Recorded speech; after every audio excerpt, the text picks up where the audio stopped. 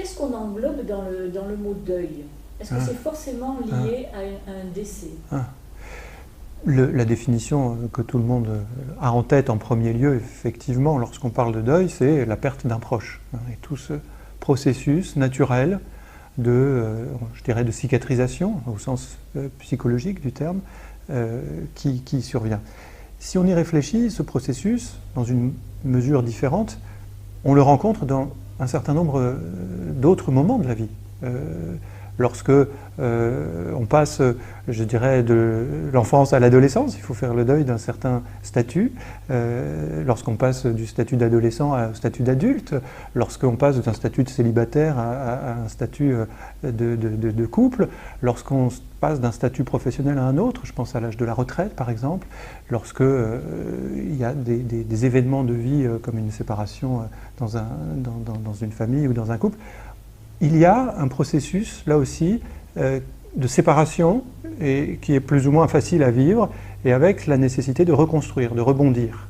Et c'est un processus, au sens psychologique du terme, c'est une forme de processus de deuil qui n'implique pas, évidemment, un décès.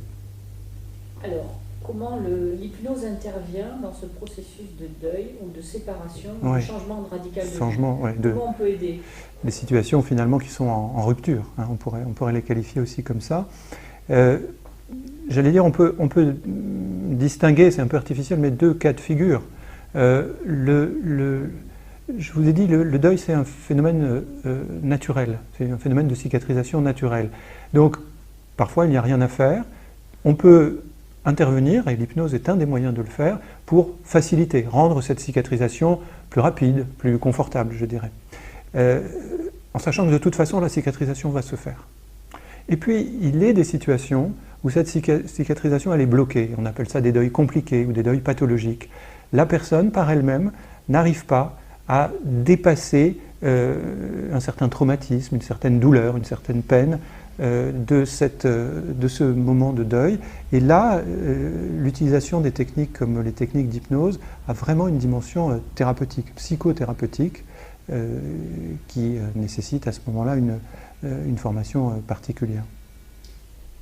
Est-ce que l'hypnose est une technique qui veut faire tourner le patient vers le futur et qui laisse de côté le passé? Est-ce qu'on travaille sur le passé en hypnose ou est-ce qu'on se concentre uniquement sur le futur? Je pense que le travail de l'hypnose, c'est un travail de mouvement, c'est-à-dire c'est un travail qui permet d'utiliser le passé pour mieux construire le futur. Et ça, c'est un travail qui se fait au présent. Et c'est pour ça que les outils de l'activation du processus hypnotique sont des outils qui sont très concentrés sur la synthèse au présent de l'expérience acquise en vue de la construction de l'expérience à venir dont je ne sais rien. Dans le deuil, une séparation ou vraiment un décès, on peut ne pas vouloir évoquer le passé ou ce deuil. Bien sûr. Parce qu'il est trop présent, il est trop difficile. Oui, absolument. Comment on travaille dans ce cas-là? L'hypnose, c'est d'utiliser les ressources du patient. Les ressources du patient, dans le processus de deuil, à certains moments, c'est, comme vous l'avez dit, de mettre de côté ce qui serait par trop violent. Eh bien, on travaille avec ce qu'il est possible, les ressources qui sont présentes au moment où elles sont présentes. Pourriez-vous donner un exemple? On travaille avec les émotions, par exemple. L'émotion, elle est toujours présente. Et on peut travailler au présent avec l'émotion qui est présente au moment où on apprend à faire un exercice à un patient qui vient consulter pour ce motif. Si on travaille sur l'émotion et qu'on ne veut pas, par exemple, revenir sur un passé douloureux, oui. Quel genre d'exercice on travaille sur quoi? Sur des images positives? Comment ça se passe? On travaille dans des exercices extrêmement classiques sur l'utilisation d'un souvenir, par exemple, sur l'utilisation d'un moment d'action que le patient aime faire, une activité qu'il aime faire dans ses ressources, quelqu'un qui aime, je ne sais pas, faire du bateau, de la voile, quelqu'un qui aime faire du vélo, quelqu'un qui aime faire de la randonnée. On va utiliser ce matériau, qui est le matériau habituel du patient, pour faire un exercice actuel de, presque j'allais dire, de rééducation. Comment je peux continuer d'utiliser mes émotions au présent sans craindre d'aller réveiller quelque chose que je ne voudrais pas pouvoir se réveiller à ce moment-là en tout cas. Ouais. Comment on quantifie un deuil difficile? Est-ce qu'il y a un moyen de dire à partir de quelle date il faut consulter ou se bouger?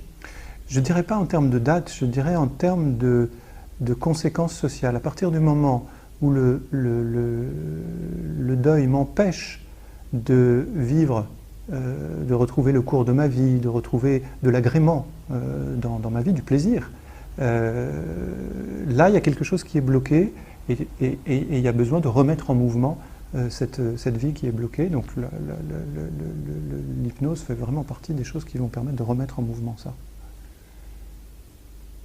Les patients qui viennent vous voir pour ces cas particuliers, ils sont envoyés par quel type de prescripteur? Comment les gens arrivent chez vous pour ce type de... En ce qui me concerne personnellement, c'est essentiellement le bouche à oreille. Hein, le fait que j'ai beaucoup travaillé en soins palliatifs et que dans le soin palliatif, il y a la prise en charge du deuil au sens classique du terme pour les familles et donc un certain nombre d'acteurs de ce monde du soin palliatif et du deuil me connaissent et me réfèrent des patients.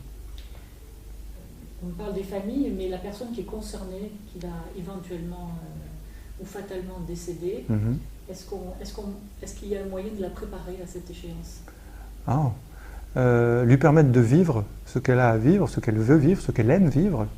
Je ne sais pas si c'est un moyen de préparation, mais c'est un moyen d'être plus confortable en tout cas. Est-ce que des patients vous posent la question, vous parlent de ce moment fatal qu'ils vont rencontrer? Oui, ça arrive, c'est pas forcément la majorité,